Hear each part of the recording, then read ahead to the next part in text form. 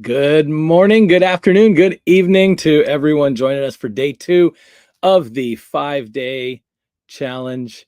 Um, I am Brandon Carroll, and I'm still out here in the desert.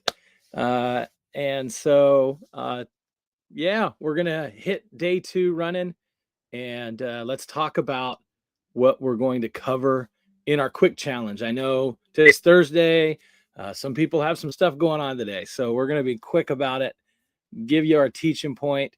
And for those of you that are just joining and don't know what we're doing here, I help cloud security professionals to communicate effectively in a way that bridges the gap between the technical that we all know and love and the business, so that we can communicate with our stakeholders and with executives, with leadership in a way that helps us to be recognized for our contribution, helps cloud security professionals to advance in their career and get paid that money that they deserve. So that's the goal here. So today, like I said, is day 2 of our 5-day Speak Up and Stand Out challenge. And so, what are we going to do today? Let's talk about today's agenda. So, today, we're going to do just a real quick recap of what we did in day 1 yesterday. And then I'm going to teach you a framework called the PrEP framework today and show you how to use that in communicating. And then we're going to talk about our day 2 challenge tasks, and we'll send you on your way and we'll see who completes it. All right, so let's talk about day 1 and what we did yesterday in day 1. So in day 1, the teaching point that we had was called the PAR method. And if you remember, that was you state the problem, you provide an action that you took, and then you explain the results. And this is a way for you to very clearly and concisely share what you've accomplished in a way that is understood, noticed, and ultimately is going to get you recognized, right? And we had a challenge to record a 60-second video using that PAR method, and then share it in either our Cloud Confidence LinkedIn group or our Cloud Confidence Facebook group. Either one of those would be fine. So if you've done that, look for some comments from myself there, and keep going, don't stop. Okay, so today's teaching point is the PrEP framework. And if you've never heard of this framework before, this framework gives you a structured way to communicate those complex security topics to stakeholders at any level, right?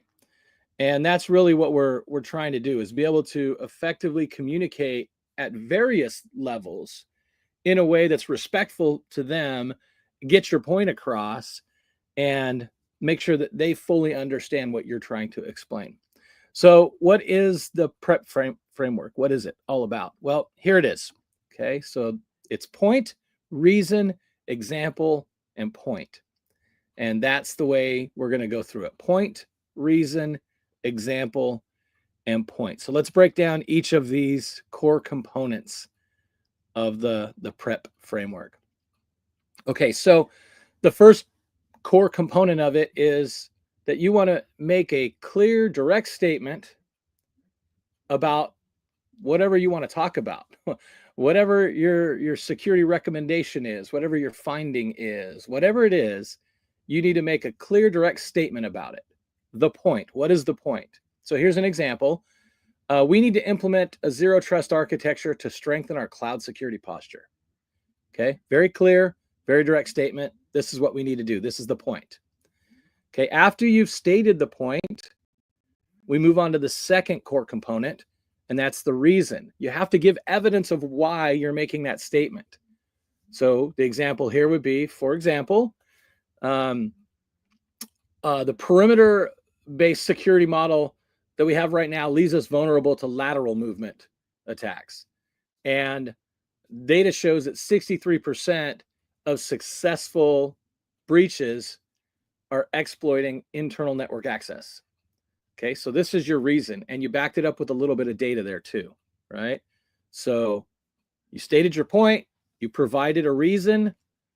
Now you're going to move on to the next core component, and that is example. You're going to share a specific illustration or a case study. This is what's going to help them to understand what you're saying. This is where the ones that don't understand yet, it's going to bring them in. So here's the example. See, last month, a competitor had a breach where the attacker compromised a low privilege account and then moved laterally to access sensitive data. A zero trust model would have prevented this by requiring verification at each access point. So you give that example. Our competitor ran into this. It caused some problems, right? Okay, so now what do? Now we move on to the final core component, and that's we restate that main message, that point that we made. But this time, now that you've given your reason and you've given an example, now you have more conviction, right? And so you're going to restate it. So as an example, implementing zero trust architecture is critical to protect our cloud infrastructure and maintain our security posture. We need to do it, right? So now we go through the motions of restating that point. Okay, so those are the core components. Let's look quickly at a scenario here. So let's just say this is a scenario of proposing enhanced IAM controls, right? IAM is identity and access management, right? Okay, so you can see we've highlighted the P for your point.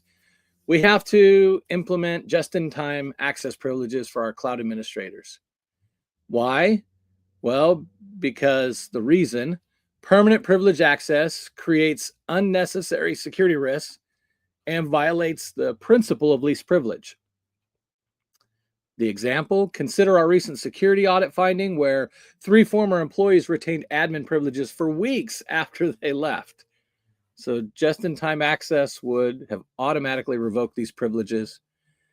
And again, the point, implementing this access is essential. We need to do it to maintain our cloud security posture, and we also need to do it to meet compliance. All right. So that's a sample scenario that we can go through, and again, using our prep method, right? So not too difficult. All right, so let's talk about implementation. Okay, so a couple things to keep in mind when you do this. Keep your technical terms somewhat to a minimum. Yes, people know you're smart. Using technical terms is great when the audience understands them, but you need to minimize those when you're speaking to non-technical stakeholders, right? And explain them. Focus on the business impact and the risk mitigation, and use metrics whenever you can to support what you're saying. Also, try to adapt your examples based on the technical level of the audience. So you can't go in and give a very technical example to an audience that's not technical. You have to, I wouldn't say dumb it down, because they're not dumb. You're not explaining it to somebody that's dumb. You're explaining it to someone that has a different level of understanding of certain technical aspects than you do, right? So you need to adapt your illustration to meet that. And then another thing that's going to help you out is to practice the framework with common security scenarios. So that's the tip for today. That's our point for today. What about our challenge? So our challenge for today is to choose one of these topics, right? So either choose a recent security incident or a near miss, a proposed security control implementation, a compliance requirement for audit finding, an emerging cloud security threat that you've heard about, or a security architecture recommendation. Write down your message using PrEP, right? Your point, your reason, your example, and then your point again. And then I want you to record that, presenting it as if you were in a professional setting. Share that in the LinkedIn group or the Facebook group. And the one other thing I will say is, if you're using an example that you're near and dear to or close to, make sure that any sensitive security information gets sanitized, right? Don't share things that you shouldn't. But that's our challenge for today. I'm looking forward to seeing what you do. And with that, I'll see you in tomorrow's challenge. Have a great day, everybody.